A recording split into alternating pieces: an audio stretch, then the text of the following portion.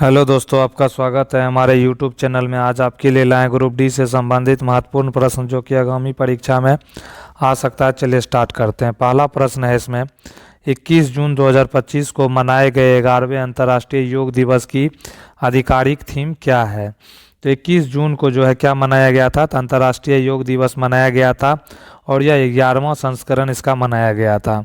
तो इसका थीम क्या था, तो ऑप्शन है स्वयं और समाज के लिए योग, एक पृथ्वी एक स्वास्थ्य के लिए योग, मानवता के लिए योग, कल्याण के लिए योग। ये चार ऑप्शन जो है इसमें दिया गया था। तो इसका जो है राइट आंसर होगा, थीम जो है एक पृथ्वी एक स्वास्थ्य के लिए योग, यानी yoga for one earth one health थी। घोषणा जो है प्रधानमंत्री नरेंद्र मोदी ने मार्च 2025 में मन की बात के 120वें एपिसोड में इस थीम की घोषणा की थी।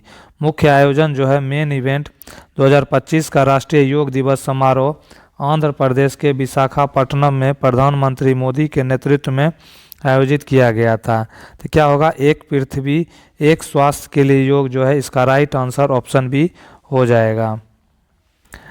नेक्स्ट क्वेश्चन इसमें आता है, किस राज्य सरकार ने जून 2025 में अपनी सरकारी आवास योजनाओं में अल्पसंख्यक लाभार्थियों के लिए कोटा जो है 10% से बढ़ाकर 15% करने के प्रस्ताव को मंजूरी दी है। तो इसका ऑप्शन जो है उत्तर प्रदेश, कर्नाटक, केरल और तेलंगाना, चार स्टेट का जो है ऑप्शन दिया गया है। तो इसका राइट आंसर जो है कर्नाटक सरकार के द्वारा जो है जून 2025 में अपनी सरकारी आवास योजनाओं में अल्पसंख्यक लाभार्थियों के लिए कोटा जो है 10% से 15% का प्रस्ताव जो है मंजूरी कर दिया है।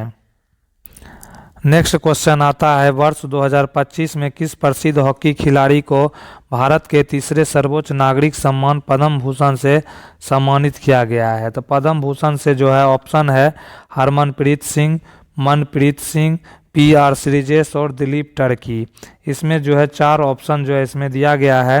तो इस क्वेश्चन का जो है राइट आंसर होगा PR श्रीजेश। PR श्रीजेश जो है पद्म भूषण प्राप्त करने वाले भारत के दूसरे हॉकी खिलाड़ी बन गए हैं। उनसे पहले केवल हॉकी के जादूगर मेजर ध्यानचंद को 1956 में यह सम्मान मिला था। तो राइट आंसर जो है PR श्रीजेश जो है यह गोलकीपर थे। तो इसका राइट आंसर PR श्रीजेश जो है हो जाएगा।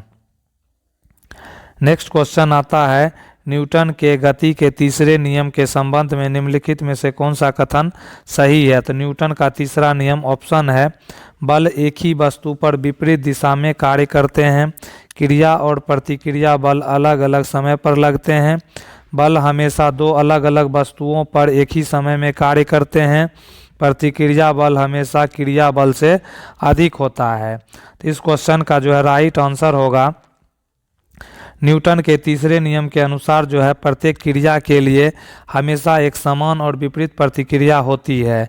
इस नियम की मुख्य विशेषता जो है निम्नलिखित है, दो अलग अलग वस्तुएं यानी टू डिफरेंट ऑब्जेक्ट क्रिया और प्रतिक्रिया कभी भी एक ही वस्तु पर नहीं लगती। यदि वस्तु A वस्तु B पर बल लगाती है तो वस्तु B वस्तु A पर बल लगाएगी। इसीलिए यह हमेशा दो अलग अलग पिंडों पर कार्य करता है। उदाहरण जो है चलना, जब हम जमीन को पीछे की ओर धकेलते हैं तो यह क्रिया हुआ, तो जमीन हमें आगे की ओर धकेलती है, यह प्रतिक्रिया हुआ। यहाँ बल हमारे पैरों और जमीन दो अलग अलग वस्तुओं पर जो है यह लग रहा है। तो इस क्वेश्चन का जो है राइट आंसर क्या होगा, क्रिया और प्रतिक्रिया बल अलग अलग समय पर जो है लगता है। तो ऑप्शन बी जो है इसका राइट आंसर जो है हो जाएगा। नेक्स्ट क्वेश्चन है, पादप कोशिका की रसधानी के भीतर पाए जाने वाले तरल पदार्थ को क्या कहा जाता है। तो पादप कोशिका की रसधानी के भीतर जो पदार्थ पाया जाता है वह तरल रूप में रहता है। तो ऑप्शन है कोशिका द्रव, कोशिका रस, केंद्रक द्रव और मैट्रिक्स। इसमें चार प्रकार का तरल पदार्थ का नाम दिया गया है। तो इसका राइट आंसर जो है पादप कोशिका। पादप कोशिकाओं में जो है एक बड़ी रिक्तियां या रसधानी होती है जो एक झिल्ली से घिरी होती है जिसे टोनोप्लास्ट कहते हैं। इसके भीतर तरल जो है भरे तरल की कोशिका रस जिसको सेल सैप भी कहा जाता है। तो ऑप्शन जो है इसमें ऑप्शन बी में कोशिका रस जो है इसका राइट आंसर हो जाएगा। इसमें आगे जो है घटक की बात करते हैं, कंपोजिशन। कोशिका रस में मुख्य रूप से जल होता है, जिसमें शर्करा, अमीनो एसिड, खनिज लवण, अपशिष्ट पदार्थ यानी वेस्ट प्रोडक्ट और कुछ घुले हुए एंथोसाइनिन रंजक पिगमेंट्स पाए जाते हैं। और इसका जो है कार्य क्या होता है, तो यह कोशिका को स्फीति यानी कि टर्जिडिटी और कठोरता प्रदान करता है, जिससे पौधे का ढांचा बना रहता है। यह जो है कोशिका के भीतर जो है परासरणीय दाब यानी ऑस्मोटिक प्रेशर को जो है नियंत्रित करता है। यह हानिकारक उत्सर्जी पदार्थों को कोशिका के बाकी हिस्सों से अलग रखने का काम करता है। नेक्स्ट क्वेश्चन है, निम्नलिखित में से कौन सा विकल्प सबसे कम अभिक्रियाशील यानी लेस रिएक्टिव तत्वों या धातुओं को दर्शाता है? तो ऑप्शन है पोटेशियम, तांबा, लोहा और सोना। तो ये चार ऑप्शन दिया गया है, तो इसमें जो है सबसे कम अभिक्रियाशील धातुओं को सोना दर्शाता है। कौन सा? सोना। तो यानी कि ऑप्शन डी जो है इसका राइट आंसर हो जाएगा। नेक्स्ट क्वेश्चन आता है, अंतर्राष्ट्रीय बिग कैट अलायंस का मुख्यालय हेडक्वार्टर किस शहर में स्थित है? अंतर्राष्ट्रीय बिग कैट अलायंस का मुख्यालय जो है ऑप्शन है मैसूर भारत, नई दिल्ली भारत, जोहान्सबर्ग दक्षिण अफ्रीका, नैरोबी केन्या। तो इसका राइट आंसर जो है स्थापना प्रधानमंत्री नरेंद्र मोदी ने अप्रैल 2023 में प्रोजेक्ट टाइगर के 50 वर्ष पूरे होने के अवसर पर IBCA के शुभारंभ की घोषणा की थी। औपचारिक मंजूरी फरवरी 2024 में केंद्रीय मंत्रिमंडल ने नई दिल्ली में मुख्यालय के साथ IBCA की स्थापना को जो है आधिकारिक मंजूरी दे दी गई थी। तो इसका राइट आंसर ऑप्शन बी नई दिल्ली भारत ऑप्शन बी हो जाएगा। नेक्स्ट इसका उद्देश्य था, यह गठन जो है दुनिया की 7 प्रमुख बिग कैट्स बाघ, शेर, तेंदुआ, हिम तेंदुआ, चीता, जगुआर और प्यूमा के संरक्षण के लिए जो है यह काम करता है। नेक्स्ट क्वेश्चन आता है, सैलून में दाढ़ी बनाने यानी शेविंग के लिए किस प्रकार के दर्पण का उपयोग किया जाता है? तो सैलून में दाढ़ी बनाने के लिए एक दर्पण का उपयोग किया जाता है। तो ऑप्शन है उत्तल दर्पण, अवतल दर्पण, समतल दर्पण और परवलयिक दर्पण। इसमें 4 दर्पण का ऑप्शन दिया गया है। तो इसका राइट आंसर जो है अवतल दर्पण हो जाएगा। क्या होगा? अवतल दर्पण का उपयोग सैलून में दाढ़ी बनाने के लिए किया जाता है। वाहनों की हेडलाइट्स और टॉर्च में इसका जो है उपयोग किया जाता है। आगे इसमें सर्च लाइट दूर की वस्तुओं को रोशन करने के लिए प्रकाश को केंद्रित करके शक्तिशाली किरणें बनाने में किया जाता है। दंत चिकित्सक यानी डेंटिस्ट दांतों और मसूड़ों की बड़ी स्पष्ट छवि देखने के लिए। डॉक्टर नाक कान गला जांच शरीर के आंतरिक अंगों की जांच करने के लिए किया जाता है। सौर भट्टियों में सोलर फर्नेस यानी सूर्य के प्रकाश को एक बिंदु पर केंद्रित करके उच्च तापमान उत्पन्न करने और खाना पकाने के लिए उपयोग किया जाता है। नेक्स्ट आता है इसमें परावर्तक दूरबीन रिफ्लेक्टिंग टेलीस्कोप दूर की वस्तुओं जैसे तारों से आने वाले प्रकाश को एकत्रित करके उज्ज्वल और आवर्धित चित्र बनाने के लिए। माइक्रोस्कोप और अन्य ऑप्टिकल उपकरण प्रकाश को केंद्रित करने और बेहतर दृश्यता के लिए। लेजर उपकरण जो है प्रकाश को कई बार परावर्तित करके लेजर बनाने में मदद करने के लिए इसका उपयोग किया जाता है। नेक्स्ट आता है इसमें 2025 का जो है विश्व एक्वेटिक चैंपियनशिप किस शहर में आयोजित किया गया था? तो 2025 में जो है एक्वेटिक चैंपियनशिप आयोजित किया गया था, जिसमें जो है Paris France, Singapore, Doha Qatar, Fukuoka Japan 4 शहर का नाम इसमें दिया गया है। तो इसका राइट आंसर जो है 21वीं विश्व एक्वेटिक चैंपियनशिप का आयोजन 11 जुलाई से 3 अगस्त 2025 के बीच सिंगापुर में हुआ था। और जो है अगला आयोजन 2027 की विश्व एक्वेटिक्स चैंपियनशिप बुडापेस्ट हंगरी में आयोजित किया जाएगा। तो अगला कहाँ किया जाएगा? तो 2027 में होगा और बुडापेस्ट हंगरी की राजधानी बुडापेस्ट में होगा। और जो है 2025 में हुआ यह सिंगापुर में आयोजित किया गया था। ऑप्शन बी राइट आंसर हो जाएगा। आगे जो है इसमें 2025 एशियाई एक्वेटिक्स चैंपियनशिप भारत के अहमदाबाद शहर में वीर सावरकर स्पोर्ट्स कॉम्प्लेक्स में आयोजित की गई थी, जो 28 सितंबर से 11 अक्टूबर 2025 तक इसका जो है आयोजन किया गया था। नेक्स्ट क्वेश्चन आता है इसमें, भारत सरकार ने मार्च 2025 में किस देश में आए विनाशकारी भूकंप के बाद मानवीय सहायता और आपदा राहत HADR प्रदान करने के लिए ऑपरेशन जो है ब्रह्मा शुरू किया था? तो ऑप्शन है नेपाल, म्यांमार, श्रीलंका और अफगानिस्तान। 4 शहर का इसमें जो है देश का नाम दिया गया है। तो इसका जो है राइट आंसर होगा 28 मार्च 2025 को म्यांमार और थाईलैंड के कुछ हिस्सों में 7.7 की तीव्रता का एक शक्तिशाली भूकंप आया, जिससे म्यांमार के मांडले और यांगून जैसे क्षेत्रों में भारी तबाही देखने को मिली। त्वरित कार्रवाई यानी क्विक रिस्पॉन्स। भारत अपनी पड़ोस प्रथम नीति यानी नेबरहुड फर्स्ट पॉलिसी के तहत म्यांमार के लिए फर्स्ट रिस्पॉन्डर, सबसे पहले सहायता पहुंचाने वाला जो है बन गया था। तो इसका right answer option B Myanmar हो जाएगा। नेक्स्ट क्वेश्चन नेक्स्ट आता है इसमें नौसेना की भूमिका। भारतीय नौसेना के जहाजों INS सतपुड़ा और INS सावित्री को भी राहत सामग्री यानी भोजन, पानी, कपड़े के साथ यंगून भी भेजा गया।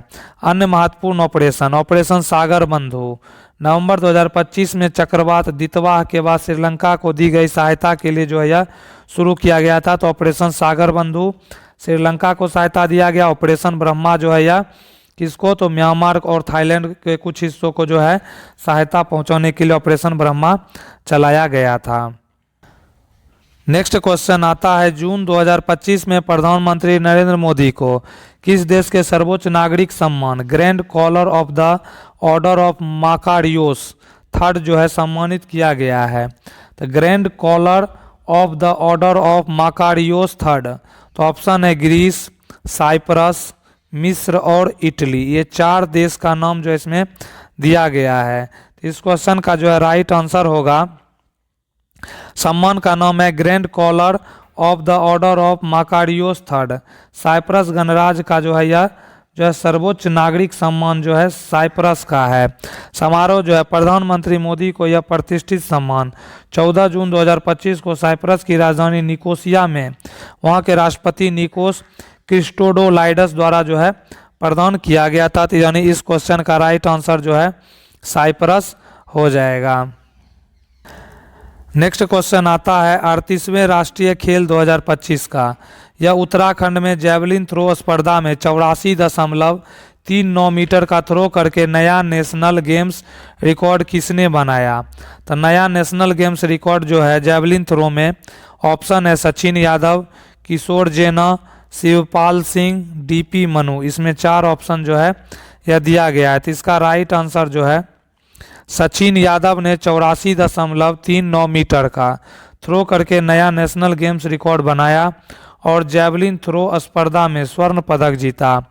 उन्होंने हरियाणा के राजेंद्र सिंह के पिछले रिकॉर्ड 82.23 मीटर का जो है तोड़ दिया है। तो इसका right answer Sachin Yadav, option A जो है इसका आंसर हो जाएगा।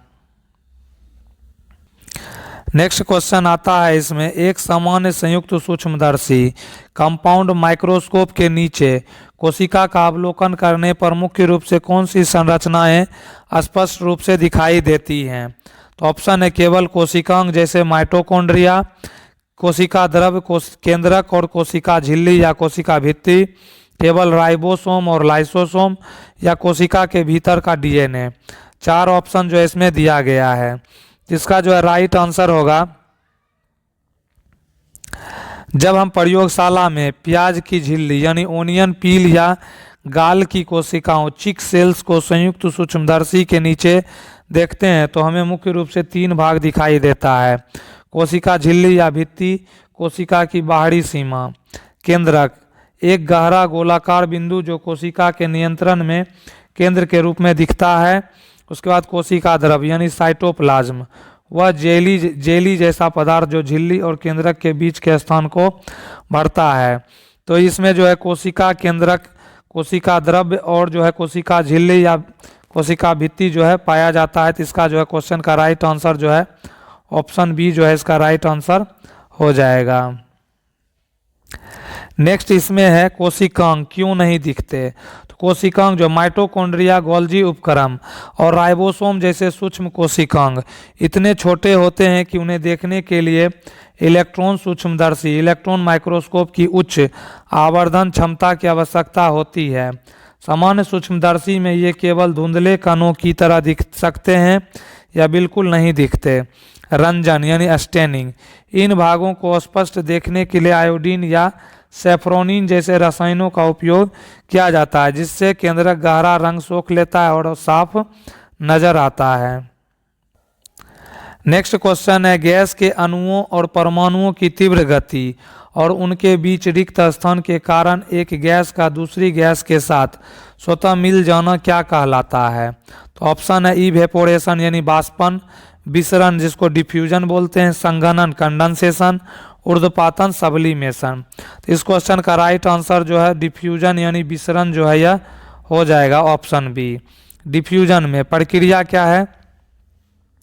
तो इसका जो है प्रक्रिया होता है, विसरण वह प्रक्रिया है जिससे पदार्थ जो है कण विशेषकर गैस और द्रव अपनी उच्च सांद्रता वाले क्षेत्र से निम्न सांद्रता वाले क्षेत्र की ओर स्वतः गति करते हैं। कारण गैस के कण बहुत तेजी से गति करते हैं और उनके बीच बहुत अधिक खाली स्थान होता है। इस उच्च गति यानी ऊर्जा काइनेटिक एनर्जी के कारण वे बहुत जल्दी दूसरे पदार्थों के कणों के बीच फैल जाते हैं। एग्जाम्पल यानी उदाहरण, रसोई में बन रहे खाने की गंध या इत्र, परफ्यूम की खुशबू का तेजी से पूरे कमरे में फैल जाना विसरण का सबसे अच्छा उदाहरण है। तापमान का प्रभाव, तापमान बढ़ने पर कणों की गति और तेजी हो जाती है, जिससे विसरण की दर रेट ऑफ डिफ्यूजन भी बढ़ जाता है।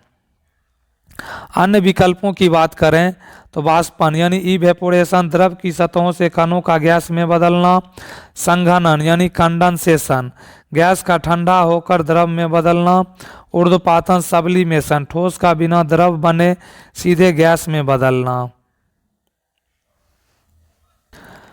नेक्स्ट क्वेश्चन है इसमें, हाइपरमेट्रोपिया यानी दूरदृष्टि दोष से पीड़ित व्यक्ति के साथ निम्नलिखित में से क्या होता है? तो हाइपरमेट्रोपिया से जो है तो ऑप्शन है व्यक्ति पास की वस्तुओं को स्पष्ट देख सकता है लेकिन दूर की नहीं, व्यक्ति दूर की वस्तुओं को स्पष्ट देख सकता है लेकिन पास की नहीं, व्यक्ति को पास और दूर की दोनों वस्तुएं धुंधली दिखती है, व्यक्ति रंगों के बीच अंतर नहीं कर पाता है।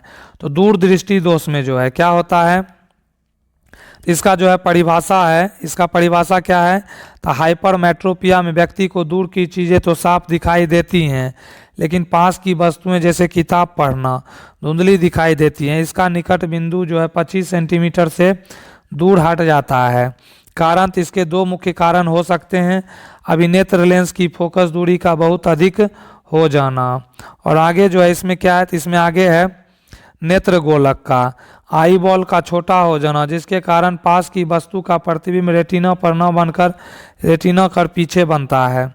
निवारण यानी करेक्शन, इस दोष को दूर करने के लिए उपयुक्त क्षमता वाले उत्तल लेंस यानी कन्वेक्स लेंस के चश्मे का उपयोग किया जाता है। यह लेंस प्रकाश की किरणों को अभिसारित कन्वर्ज कर देता है, जिससे प्रतिबिंब सही स्थान पर जो है यानी रेटिना पर बनने लगता है। नोट, इसके विपरीत जो है मायोपिया निकट दृष्टि दोष में व्यक्ति को पास का साफ दिखता है पर दूर का साफ साफ नहीं दिखता है। नेक्स्ट क्वेश्चन है इसमें, अंडाशय यानी ओवरी से निकलने के बाद अंडाणु ओवम एग को गर्भाशय यूट्रस तक कौन पहुंचाता है? तो ऑप्शन है गर्भाशय ग्रीवा, सेरिविक्स, डिंब वाहिनी नलिका, फैलोपियन ट्यूब, योनि यानी वेजाइना, मूत्र मार्ग यूरेथ्रा। इसका राइट आंसर जो है डिंब वाहिनी नलिका या फैलोपियन ट्यूब जो है गर्भाशय तक जो है पहुंचाता है। नेक्स्ट क्वेश्चन है, वर्ष 2025 में आयोजित 17वें ब्रिक्स शिखर सम्मेलन की मेजबानी किस शहर द्वारा की गई थी? तो 17वें ब्रिक्स सम्मेलन का आयोजन किया गया था कजान रूस में, रियो डी जेनेरो ब्राजील में, जोहान्सबर्ग दक्षिण अफ्रीका में, नई दिल्ली भारत में। इसमें 4 शहर का नाम दिया गया है। तो इस क्वेश्चन का जो है राइट आंसर होगा रियो डी जेनेरियो ब्राजील में, यानी कि 17वां ब्रिक्स समिट जो है रियो डी जेनेरो जो है जेनेरियो ब्राजील में आयोजित किया गया था। इसका थीम था strengthening global south cooperation for a more inclusive and sustainable governance. विषय अधिक समावेशी और टिकाऊ शासन के लिए वैश्विक दक्षिण सहयोग को मजबूत करना। जनवरी 2025 में ब्राजील द्वारा की गई घोषणा के अनुसार जो कौन सा देश आधिकारिक तौर पर ब्रिक्स का पूर्ण सदस्य बन गया है, तो वह जो है इंडोनेशिया है। कौन है? इंडोनेशिया जो है आधिकारिक तौर पर जो है ब्रिक्स का पूर्ण सदस्य जो है यह बन गया है। नेक्स्ट क्वेश्चन आता है, केंद्रीय मंत्री शिवराज सिंह चौहान ने मई जून 2025 में विकसित कृषि संकल्प अभियान का शुभारंभ किस राज्य से किया है? तो विकसित कृषि संकल्प अभियान जो है शिवराज सिंह चौहान के द्वारा शुरू किया गया था, तो किस राज्य से? तो ऑप्शन है केरल, ओडिशा, राजस्थान, उत्तर प्रदेश। इसमें 4 ऑप्शन जो है यह दिया गया है। तो इसका राइट आंसर, केंद्रीय कृषि मंत्री शिवराज सिंह चौहान ने मई 2025 को उड़ीसा के भुवनेश्वर से विकसित कृषि संकल्प अभियान का उद्घाटन किया। तो ऑप्शन जो है right answer Orissa, option B जो है यह हो जाएगा। नेक्स्ट क्वेश्चन आता है, आईक्यू एयर जो है आईक्यू एयर द्वारा जारी विश्व वायु गुणवत्ता रिपोर्ट के अनुसार जो है दुनिया के सबसे प्रदूषित देशों की श्रेणी में भारत का कौन सा स्थान रहा है? तो दुनिया के सबसे प्रदूषित देशों की श्रेणी में जो है यह जो है रिपोर्ट आ गया है। तो इसका ऑप्शन है तीसरा, 5वां, 7वां और 8वां। भारत जो है सबसे प्रदूषित श्रेणी में जो है कौन सा स्थान पर है? तो 5वां स्थान पर है सबसे प्रदूषित में।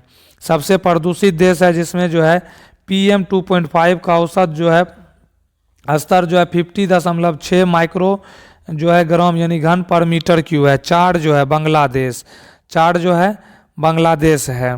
नेक्स्ट आता है इसमें चुंबकीय क्षेत्र रेखाओं मैग्नेटिक फील्ड लाइंस का एक दूसरे के बहुत निकट यानी क्लोज प्रॉक्सिमिटी होना चुंबकीय क्षेत्र के किस गुण को दर्शाता है? तो ऑप्शन है चुंबक के गति की दिशा, चुंबकीय क्षेत्र की तीव्रता प्रबलता, चुंबकीय ध्रुवों का विस्थापन या विद्युत धारा का परिमाण। यानी 4 ऑप्शन जो इसमें दिया गया है। तो इसका जो है राइट आंसर होगा चुंबकीय क्षेत्र रेखाओं की निकटता का सीधा संबंध चुंबकीय क्षेत्र की प्रबलता यानी स्ट्रेंथ से होता है। जहां ये रेखाएं एक दूसरे के बहुत पास या सघन होती है वहां चुंबकीय क्षेत्र बहुत प्रबल यानी स्ट्रोंग होता है। ध्रुवों पर स्थिति चुंबक के ध्रुवों यानी नॉर्थ एंड साउथ पोल पर चुंबकीय बल रेखाएं सबसे अधिक निकट होती हैं, इसलिए ध्रुवों पर चुंबकीय आकर्षण सबसे अधिक जो है तीव्र होता है। तो इसका जो है राइट आंसर क्या होगा? तो इसका जो है चुंबकीय क्षेत्र की तीव्रता या प्रबलता, ऑप्शन बी जो है इसका राइट आंसर हो जाएगा।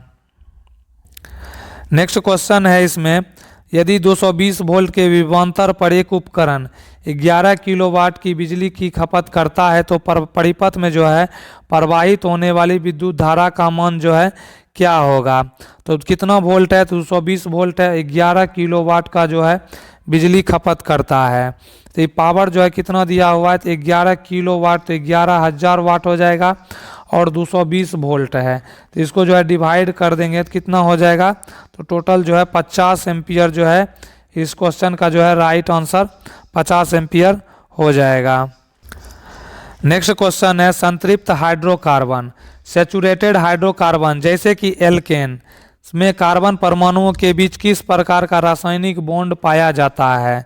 संतृप्त हाइड्रोकार्बन जैसे कि एल्केन्स में कार्बन परमाणुओं के बीच रासायनिक बॉन्ड पाया जाता है। तो ऑप्शन है single bond, double bond, triple bond और आयनिक बॉन्ड। इसमें 4 ऑप्शन जो है दिया गया है। तो इस क्वेश्चन का जो है राइट आंसर होगा संतृप्त हाइड्रोकार्बन वे हाइड्रोकार्बन जिनमें कार्बन परमाणु की चारों संयोजकताएं वैलेंसीज केवल एकल सहसंयोजक बॉन्ड यानी सिंगल कोवैलेंट बॉन्ड द्वारा संतुष्ट होती है, उन्हें संतृप्त हाइड्रोकार्बन कहा जाता है। यानी यह जो है सिंगल बॉन्ड होगा। क्या होगा?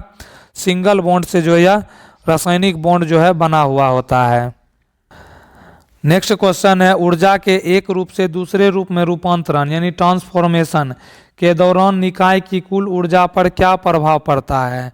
तो ऊर्जा के एक रूप से दूसरे रूप में रूपांतरण के दौरान निकाय की कुल ऊर्जा पर क्या प्रभाव पड़ता है? तो ऑप्शन है हमेशा घटती है, हमेशा बढ़ती है, सदैव समान यानी अपरिवर्तित रहती है, पहले बढ़ती है फिर घटती है। तो इस क्वेश्चन का जो है राइट आंसर होगा ऊर्जा संरक्षण का नियम। विज्ञान के इस मूलभूत नियम के अनुसार ऊर्जा को न तो पैदा किया जा सकता है और न ही नष्ट किया जा सकता है, इसे कि केवल जो है एक रूप से दूसरे रूप में बदला जा सकता है। कुल ऊर्जा रूपांतरण से पहले और रूपांतरण के बाद ब्रह्मांड की या किसी बंद निकाय यानी आइसोलेटेड सिस्टम की कुल ऊर्जा जो है हमेशा स्थिर यानी कांस्टेंट रहता है, सदैव जो है समान यानी अपरिवर्तित रहती है, always remains the same constant. क्या होता है? सदैव समान जो है अपरिवर्तित रहती है। ऑप्शन जो है इसका राइट आंसर इस क्वेश्चन का सी हो जाएगा। नेक्स्ट क्वेश्चन है उल्टी यानी वोमिटिंग होने के बाद डॉक्टर तुरंत पानी से कुल्ला करने या मुंह धोने की सलाह मुख्य रूप से किस कारण से देते हैं। तो जब उल्टी होता है तो डॉक्टर जो है तुरंत पानी से मुंह धोने के लिए कहता है। किस कारण से, तो ऑप्शन है केवल मुंह साफ करने के लिए, निर्जलीकरण को रोकने के लिए, दांतों के क्षय यानी इनामेल इरोजन को रोकने के लिए, लार के उत्पादन को बढ़ाने के लिए। तो इस क्वेश्चन का जो है राइट आंसर होगा, जब हमें उल्टी होती है तो पेट में मौजूद हाइड्रोक्लोरिक एसिड और पाचक रस मुंह में आ जाते हैं। यह एसिड बहुत शक्तिशाली होता है और इनमें जो है क्या होता है, तो इनामेल का नुकसान होता है। क्या होता है इसका जो है, इसमें जो है इनामेल का जो है क्या होता है, नुकसान। पेट का यह एसिड दांतों की सबसे बाहरी और कठोर परत जिसे इनामेल कहते हैं के संपर्क में आकर उसे नरम कर देता है और धीरे धीरे गलाने लगता है, इरोजन होने लगता है। डॉक्टर की सलाह, कुल्ला करने से मुंह में मौजूद एसिड का प्रभाव कम करने के लिए जो है, जिससे दांतों की सुरक्षा होती है, उसके लिए जो है किया जाता है। तो दांतों के क्षय को रोकने के लिए जो है ये जो है कुल्ला करने के लिए कहता है, मुंह धोने के लिए कहता है डॉक्टर। तो ऑप्शन सी जो है इसका राइट आंसर हो जाएगा। नेक्स्ट इसमें है एक महत्वपूर्ण टिप, डेंटिस्ट सलाह देते हैं कि उल्टी के बाद जो है तुरंत बाद जो है ब्रश नहीं करना चाहिए, क्योंकि एसिड से नरम हुआ इनेमल ब्रश करने से और जल्दी घिस सकता है। केवल सादे पानी से कुल्ला करना सबसे सुरक्षित है। नेक्स्ट क्वेश्चन आता है, भारत सरकार द्वारा जो है शुरू की गई मिस्टी MISHTI योजना का पूर्ण रूप यानी फुल फॉर्म क्या है। तो इसका जो है पहला ऑप्शन है mangrove initiative for sustainable habitat and जो है ट्रेडिशनल इनकम। दूसरा है mangrove initiative for shoreline habitats and tangible income. दूसरा है marine initiative for shoreline habitats and total income. और चौथा अंतिम है mangrove investment for shoreline habitats and tangible income. 4 option जो है इसमें दिया गया है। तो इसका जो है राइट आंसर क्या होगा, तो राइट आंसर जो है इसका होगा तटीय आवासों और मूर्त आय के लिए मैग्रोव पहल, यानी mangrove initiative for shoreline habitats and जो है एंजिबल इनकम। क्या होगा, टेंजिबल इनकम जो है जिसे 2023-24 के बजट में घोषित किया गया था और 5 जून 2023 का लॉन्च किया गया, जिससे मुख्य उद्देश्य तटीय क्षेत्रों में मैग्रोव आवरण को बढ़ाना, तटीय कटाव रोकना और स्थानीय समुदायों को आय के अवसर को प्रदान करना। क्या हो जाएगा, mangrove initiative for shoreline habitats and जो है क्या टेंजिबल इनकम जो है, यानी ऑप्शन डी जो है इस क्वेश्चन का राइट आंसर जो है यह हो जाएगा। नेक्स्ट क्वेश्चन है, फॉर्मूला 1 के इतिहास में लगातार 3 वर्षों तक विश्व चैंपियनशिप जीतने वाले सबसे कम उम्र के ड्राइवर कौन हैं।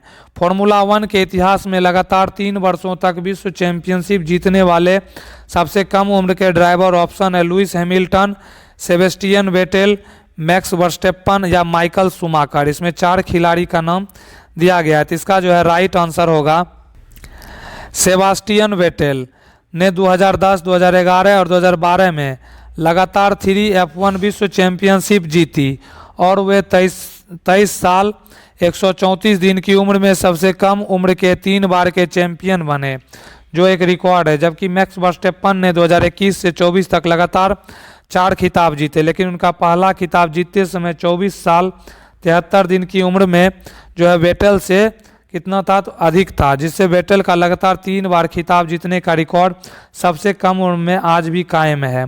तो कौन हो जाएगा, तो सेबेस्टियन जो है, सेबेस्टियन वेटेल जो है इसका राइट आंसर जो है सेबेस्टियन वेटेल जो है हो जाएगा। तो दोस्तों कैसा लगा वीडियो, प्लीज़ इसको जो है लाइक करें, कमेंट करें, शेयर करें।